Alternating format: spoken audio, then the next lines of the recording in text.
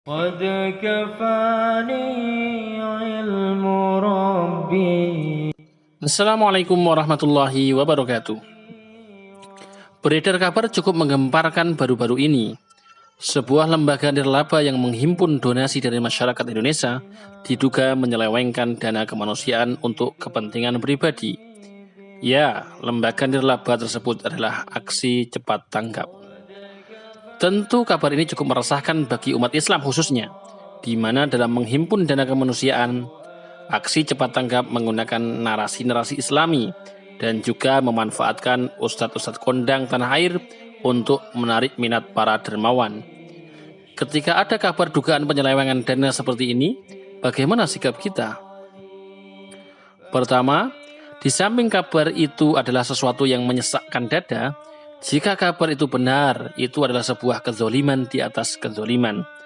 Tapi ternyata jika kita renungi, masih ada yang bisa kita syukuri, bahwa semangat masyarakat kita untuk saling berbagi rezeki dan mengorbankan harta untuk perjuangan masih sangat tinggi. Inilah yang wajib kita syukuri, terlepas dari keberhasilan oknum tertentu dalam mengambil peluang ini untuk kepentingan pribadi. Mungkin sebagian dari kita bahkan masih cukup berat untuk menyisihkan sebagian rezekinya untuk perjuangan dan untuk mereka yang membutuhkan.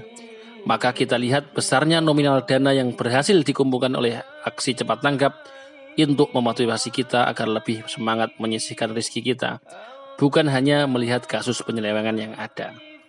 Kedua, jangan jadikan kasus dugaan penyelewengan dana dari Aksi Cepat Tanggap membuat kita berhenti jadi orang baik. Jika kita orang yang aktif berdonasi melalui Aksi Cepat Tanggap, kemudian kita mendengar kabar mengenai kasus ini, wajar jika kecewa dan sakit hati, merasa dibohongi. Tapi jangan jadikan itu semua penyebab kita berhenti berbagi, berhenti menyisihkan harta untuk perjuangan, berhenti berprasangka baik kepada sesama. Jangan kita berhenti dari semua itu. Dukung kasus ini agar diusut tuntas pihak berwenang, tapi jangan sampai kasus ini merusak hati kita. Ketiga, jadikan kasus ini sebagai introspeksi diri. Mungkin sebagian dari kita ada yang menjadi penanggung jawab dana umat, menjadi DKM sebuah masjid, pengurus yayasan, bendahara lembaga pendidikan, dan lain sebagainya. Bagaimana kita lebih hati-hati dan berusaha amanah dalam menjalankan tanggung jawab itu? Jika kita pada posisi memegang dana umat miliaran, masih mampukah kita untuk amanah? Jangan-jangan kita tidak pernah korupsi atau menyelewengkan dana umat karena memang belum ada kesempatan saja. Keempat, pelajaran ini seharusnya membuat kita lebih peduli dengan keadaan sekitar kita dan di depan mata kita yang nyata-nyata masih perlu bantuan kita. Ada madrasah diniyah, TPQ, pesantren dengan aktivitas positif nyata, atau individu seperti fakir miskin, ustadz atau pengajar TPQ yang kepenghasilan tidak seberapa, semua mungkin saja masih sangat perlu dibantu. Bahkan mungkin sebagian ada yang sanak famili kita.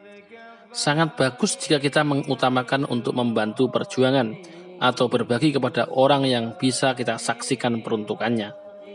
Bukan berarti tidak boleh bersedekah via lembaga-lembaga donasi seperti Aksi Cepat Tanggap. Tetapi, jika di sekitar kita masih membutuhkan bantuan kita, dan kita bisa saksikan secara nyata peruntukannya, kita utamakan yang dekat dulu. Dan jika ada rezeki berlebih, baru untuk saudara kita yang jauh. Dalam kasus tertentu yang mendesak seperti bantuan kemanusiaan bencana alam yang tidak terjangkau kita, mungkin sebuah pengecualian. Itulah beberapa sikap yang mungkin kita bisa ambil pelajaran dari dugaan kasus penyelewengan dana Aksi Cepat Tanggap ini.